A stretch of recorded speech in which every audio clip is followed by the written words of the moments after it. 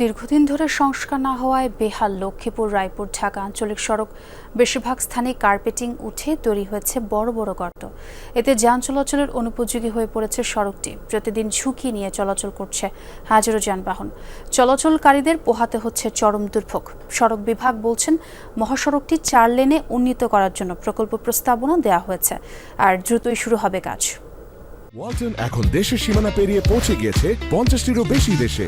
ওয়ালটন, ঘরে ঘরে বিশ্বজুড়ে। লক্ষ্মীপুরের রায়পুর ঢাকা আঞ্চলিক সড়ক বেশিরভাগ স্থানেই কার্পেটিং উঠে তৈরি হয়েছে ছোট বড় খানাখন্দ।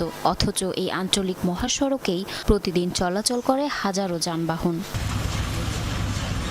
রায়পুর উপজেলার বর্ডার বাজার থেকে লক্ষ্মীপুর সদরের চন্দ্রগঞ্জ বাজার পর্যন্ত 40 কিলোমিটার সড়কই বেহাল।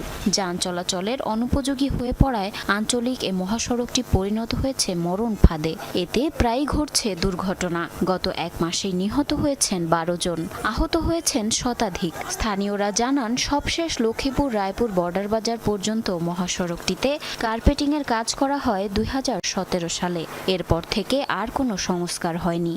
যখন বৃষ্টি হয় তখন পানি থাকে এক হাঁটু, পানি অনেক বেশি থাকে, তখন একটা গাড়ি যাক বা কাটতে হয়ে যায়, আবার মোটরসাইকেল অর্ধেক ডুবে যায়। চলাচলের অনুপযোগী হওয়ার কারণে প্রতিনিয়ত সড়কে দুর্ঘটনার সৃষ্টি হচ্ছে। এই জায়গাটা খুব সিরিয়াস খারাপ, এখানে কোনো কাজও হচ্ছে না, কাজ ধরতে হচ্ছে না।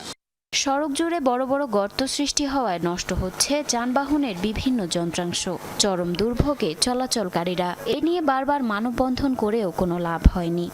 গাড়ির ভাঙিতে চাকা চুরি দৌড় মারে, মানুষ মরে যেতেছে এই রাস্তার কারণে। সড়কের পরিস্থিতি খুবই খারাপ, আপনার গাড়ি চালাইতে খুবই কষ্ট হয়, যাত্রীরা খুব হয়রানি হয়। গাড়ি সুইং ভাঙে, বডির সমস্যা হয়ে যায়, যাত্রীর সমস্যা হয়ে যাত্রী সিটে বাড়ি যায়।